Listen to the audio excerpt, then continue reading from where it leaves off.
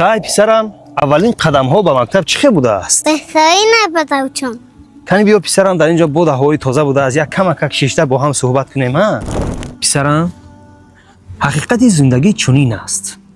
در وجود هر یک انسان مبارزه وجود دارد. به مانند مبارزه دو گرگ. یکی از این گرگ ها جانب بدی هاست. به مانند شهوت، تکبری، خودخواهی، کبر و غرور. دومین گرگ باشد جانب نیکی هاست. به مانند مهر و محبت، انسان دوستی، وفاداری. کدام گرگ پیروز میشود بتاوچم؟ در زندگی به کدام گرگی که تو بیشتر غذا میدهی، انا همون گرگ پیروز میشود پسرم.